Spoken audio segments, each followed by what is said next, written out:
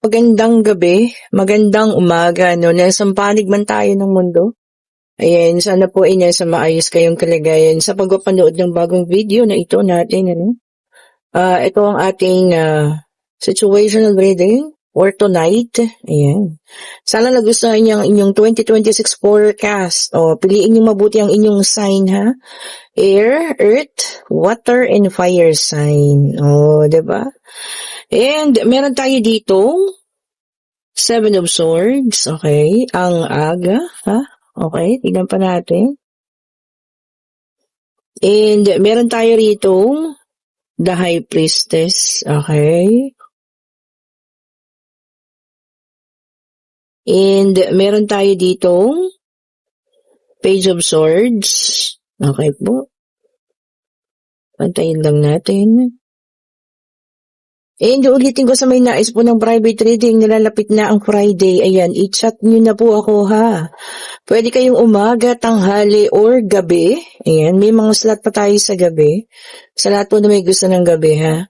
Kayo po ay mag-chat na sa akin. Ayan. Pwede din mga umaga, tanghali, ano. Kung ano pong gusto nyo na oras. Ayan. Meron na tayong mga reservations sa umaga, yung mga team abroad. Ayan, hello po sa inyo, mga ma'am. And meron tayong Queen of Cups. Okay po. Tingnan natin, ha, tikman. Tingnan pa po natin. And meron tayong King of Pentacles. Ayan, pasensya na kayo, ha. Nasipon-sipon talaga ako, grabe. Ambu-ambunan kasi po eh. Tsaka sobrang pagod ng mga nakaraan. Pabalik-balik sa site. Pasensya na po, ha. And meron tayong The Empress. Okay po. And meron tayo ditong tumapad pa talaga sa Page of Swords. Seven of Wands. And King of Cups. Okay. So, dito po, ha. Kanina pa lang din sa una nakita ko na, no? Meron tayong mga sikreto dito. Sikretong mabubunyag. Okay po. If may pagdududa ka na, because the Empress is here and nandito rin ang ating High Priestess. If may pagdududa ka na, kung meron ba kayong third party kung bakit nagbago ang person mo, or kung ito man ay nangyari na sa inyo before, gusto mo lang ng clarification, ano, so ito na. Yes, meron po, may cheating, okay, between you, ayan, and the person mo, no? Pwede nga sa work, kasi nandito ang King of Pentacles, no? So, maaaring kasamahan sa trabaho. Okay po. Magiging emotional kayong dalawa, especially ngayong panahon na ito, no? Meron ako nakita rito, no? Page of Swords, ayun sinabi ko nga kanina, and ang ating Seven of Wands. Okay, maaring ito po ay iyo pang ipaglaban. Ayan. Na kapag nalaman mo ang katotohanan ito or nabugyag sa'yo ang sekretong ito na napakalaki, ay ilalaban mo naman. O, diba? Hindi ka ganun kadaling give up po, ha, dito sa relationship ninyo ng person mo. However, wala rin naman ako nakita rito na pagpili or pagpipili ang person mo. Okay? It's just that sobrang emotional kayo, no? Because siguro nga dahil sa season, tapos magkakaroon ng ganyan. O, diba? Ang sakit niyan, ha? Kung kailan dapat napakasaya sana, festive yung dating, no? Mamamasyal lang kayo, happy lang kayo, diba? Tapos may ganito pong mabubunyag. Okay. So, meron din ako nakita na, kasi ang The Empress signifies na buntis din ito. Okay po. So, maaring hindi lang kasi sila yung magka-relasyon, po pwede rin po kasing buntis na po itong si Bakekang. Okay. So, those are the two things, no, na maaari talagang sasabog na bomba mismo sa harapan mo. Or if kung ito man ay nangyari na, so clarification po, yes. Okay. So, merong cheating and deceit. Okay. And meron tayong Queen of Swords. Okay. Ang babaeng palaban. Kanina ko pa sinasabi, diba? Pero lumabas, clarification. Queen of Swords, talagang ilalaban mo pa, no? Ang person mo at hindi ka ganun kadaling mag-give up. The problem is, ito, feeling isolated naman siya, ang person mo, no? At hindi siya makagalaw, okay? Hindi makapag-desisyon din. And, kasi nga, if may batang involved, mahirap yan, ha? Ulitin ko sa inyo, mahirap po. And, sabi niya dito, no? Para sa'yo naman, kahit papaano, no? May mga darating pa rin magaganda namang balita. Hindi naman lahat ganito. O, diba? Hindi lahat naman hindi ka nais-nais. Oh. So, if you're expecting something na maganda, no, meron naman po. Darating at darating din yan. Pero apakasakit, lalo na kapag ganitong panahon, diba? Tapos may matutuklasan kang ganitong bagay. And yes, magkakaroon ng pakiramdam na, defeated ka, no? Or talagang, alam mo yun, sama ng loob. But definitely, alam mo yan, makakapag-isip ka kung ano po yung tamang gawin, ha?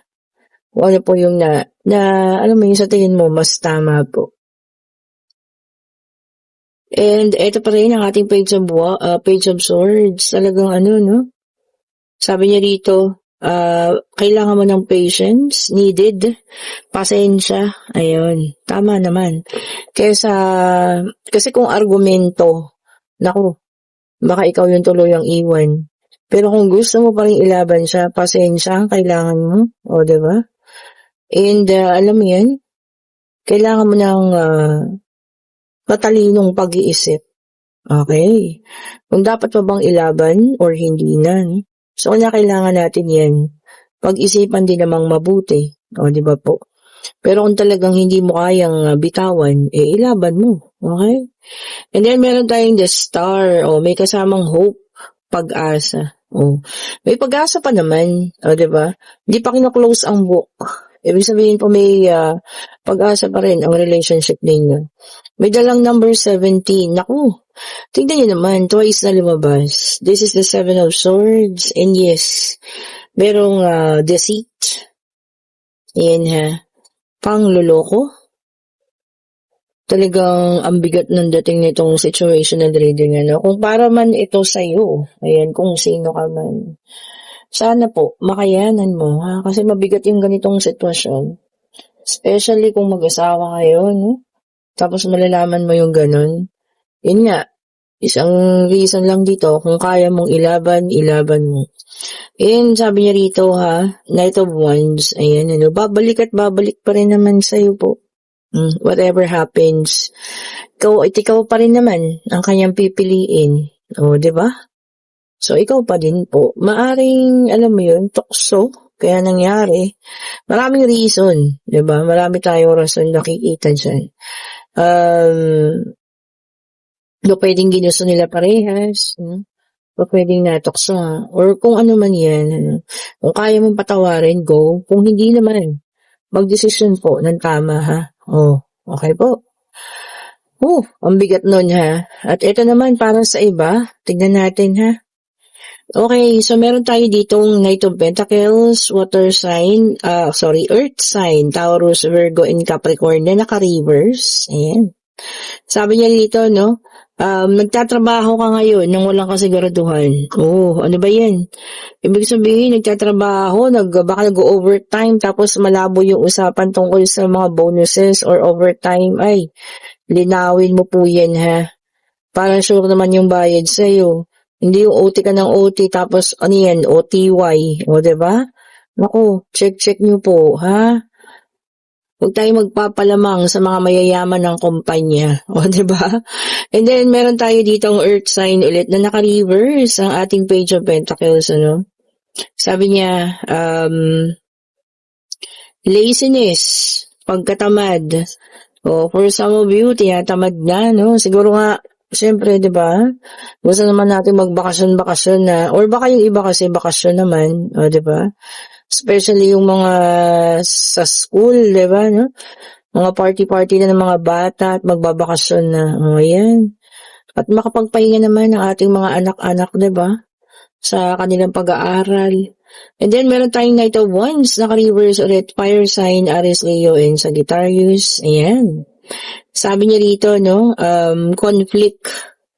So, maaaring magkaroon ng conflict between you sa trabaho, sa person mo, sa mga kakilala. O bakit kaya? Mag-uumpisa daw no ang conflict. O kung ano man yan, kung kayang i-handle lang maayos ha. Two of Pentacles, Earth sign ulit. Ayan. You're dealing with multiple priorities. So, ibig sabihin nito, hindi lang iisa yung iyong pinapriority sa ngayon. Pwedeng priority mo ang pamilya mo and priority mo rin kung sino man yung person mo. O yun ang mahirap, di ba? Kasi torn ka between your family and itong person mo. Okay po, so sabi niya naman, i-balance lang. So, magiging maayos din naman. And then the devil, which is the earth sign, ito, addiction. Destructive addiction. Po pwedeng sa paggasta, no? Sa pag-utang, nagiging addict na tayo. Naku po, yun ang iwas-iwasan ninyo, ha? Once nalubog kayo dyan, ang hirap pong bumangon. Been there, sabi ko sa inyo, done that. Okay po. Pwede naman, ano? Pero, alam mo yun, kailangan magkaroon tayo ng, hinay-hinay. O, diba? Kung hindi importante, huwag kayong gagalaw or huwag kayong hihiram. Okay po? And then, Four of Cups, water sign, Cancer, Scorpio, and Pisces. So, nandito na ang fire, earth, and water. Ayan, ano. This is the apathy card, the Four of Cups. Ayan. Sabi niya rito, disconnection. Baka meron mga taong magdi-disconnect sa inyo. Or kayo mismo yung magdi-disconnect. Baka naman hingi ng pamasko. O, diba? Hindi pa naman Pasko. Ako din, di-disconnect ko yun. O, di po ba? And then, meron tayong King of Cups, water sign na naka-reverse, ating King of Cups. Ayan, ha. May magsasabi sa inyo ng advice na hindi maganda. Alam niyo na, pag hindi maganda at alam niyo dalagay kayo sa alanganin, syempre huwag yun ang patulan, okay? O huwag yun sundin. It's a bad advice, sabi nga. And ang ating Eight of Swords, air sign, Gemini, Libra, and Aquarius. So lumabas po lahat ng zodiac sign, ha? Okay po. So ang iba sa inyo ay may pakiramdam na para bang hindi makapag-desisyon. May mga bagay tayo na dapat desisyonan sa ngayon, pero naiipit ka. Kunyari, meron kang isang gustong bagay na bilhin, pero meron ka pang isang dapat pagkagastusan. So, ano ba yung masuunahin mo? Magbayad ka ng bills mo o gastusin mo para sa gusto mong bagay? So, ayun, naiipit ka sa sitwasyon. Okay po. And kung kayo, yung nasa situational reading, nasasabog sa harapan ninyo, ang mga sikretong ito, well, kayo na po ang bahalang mag-handle. Sabi ko nga, iniiwan pa rin ng baraha sa inyo ang pagdedesisyon. Kung kaya niyong patawarin at kaya niyong ilaban, go lang. Pero kung makapag-desisyon na kayo, sana, di ba? Solid na yung desisyon na yan. Okay po? And pwede na kayong magtanong pag-ibig pangyayari, financial, kung ano man, spirit guide, ibigay mo po sa amin ang kasagutan sa kanilang katanungan. Isa lang po, ha? Ayun na. Okay. And, ang sagot po sa ngayon ay hindi pa or no. Ayun, ha? And talagang yung iba sa inyo nandoon sa point or magkakaroon ng point na breaking point or magbe-breakdown sa sobrang sakit na nararamdaman. Yan. Kung ano man po ito, ayan, ha? Pwedeng sa relasyon ninyo, kagaya nga sa situational reading. Sabi ko nga, masasaktan at masasaktan ka, pero piliin mong bumangon at piliin mong maging mas maayos pa, ha? Hindi mo kailangan malugmok dyan. Okay po? Marami kang magiging option. Kahit masakit yan sa ngayon, dahil nga Christmas season, ngayon pa nangyari, di ba? Pero wala naman talagang pinipiling oras at araw ang mga ganitong bagay. Di ba po? So, kailangan lumaban, bumangon, ha? Kung ano man po iyan, inyong pagdadaanan sa ngayon. And kung gusto niyo ating reading, pa-like, pa-share, pa-subscribe, and hit the notification bell po, ha? Para lagi kayo updated sa mga bagong videos na nirelease natin. Sa lahat ng gusto umorder ng mga bracelet, i-click nyo lang po yung link. Nandiyan lang po, ha? Have a great day po ahead. Ayan. Ingat po kayong lahat. Salamat po and bye-bye po sa inyo.